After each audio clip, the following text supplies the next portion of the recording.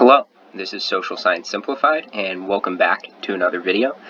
This is another video in my Politics Simplified series. You should check out the other videos, give them a like, and please subscribe to the channel.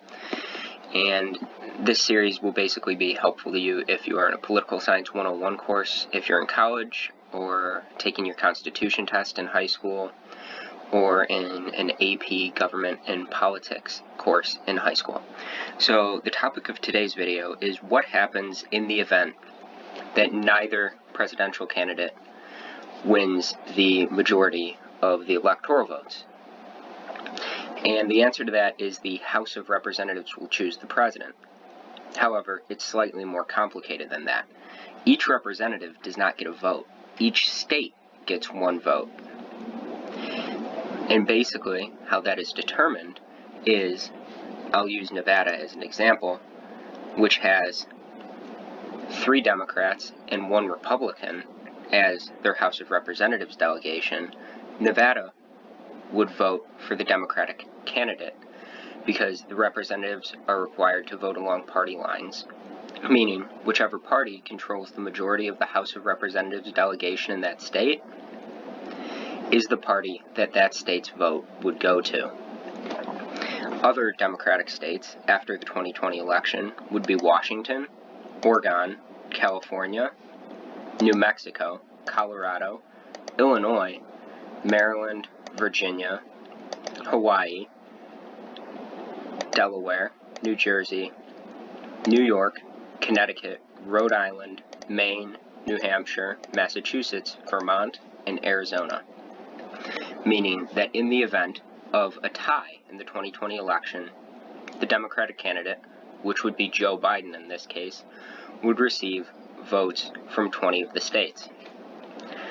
And one caveat to this is that there are 3 states which are evenly split, including Minnesota, Michigan, and Pennsylvania. And these states would have to go through a process in which most likely the winner of the popular vote in each state, meaning Joe Biden for those 3 states, would receive those states' votes. However, it is up to the states to decide in that case. However, tradition and constitutional precedent would show that the popular vote winner in each of those states would receive the state's vote.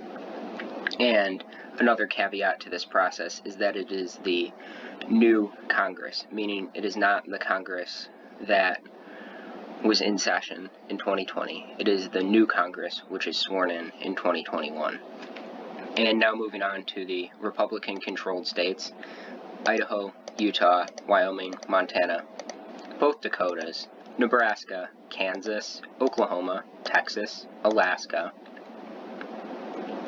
Wisconsin, Indiana, Ohio, West Virginia, North Carolina, South Carolina, Georgia, Florida,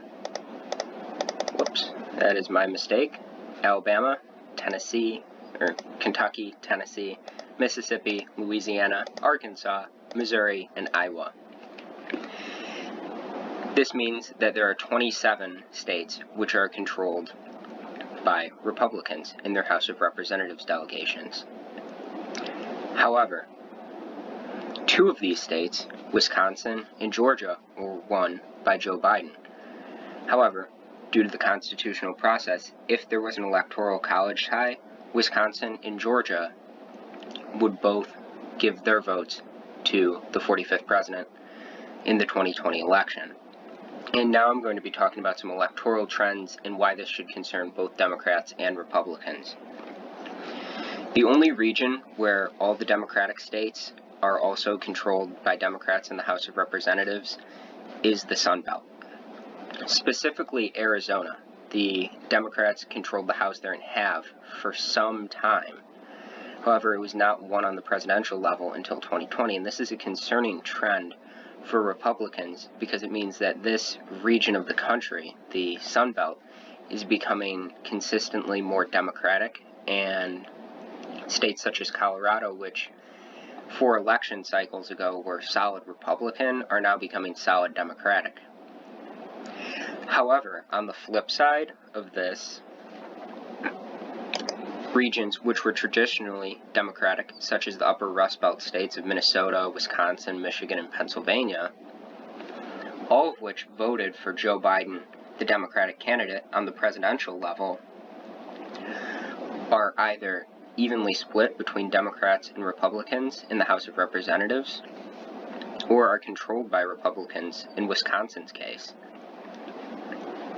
And basically what this means is that this is a concerning electoral trend for Democrats, because it means this region of the country, much like Arizona's flip to the Democratic Party in the House of Representatives, being a bellwether for its flip to the Democratic Party on the presidential level, Minnesota, Wisconsin, Michigan, and Pennsylvania becoming more Republican in the House of Representatives could be foreshadowing a potential flip of all 4 of those states to becoming likely Republican states in the next few election cycles. But basically, all in all, the importance of this is ignoring the electoral trends, how the president is selected if there is an electoral college tie, and that would basically be each state gets 1 vote, and the party that that vote goes to is controlled by whichever party has the majority of seats in that state's House of Representatives delegation. If the seats are evenly split, such as in Minnesota's, Michigan's, and Pennsylvania's cases, the traditional constitutional precedent would be that the winner of the popular vote in that state would receive that state's votes. However, there are other ways to resolve that as well, and it is up to the states. Anyways, thank you for watching. Please leave a like and subscribe to the channel. I hope you have a great day, and I hope this video helped you out.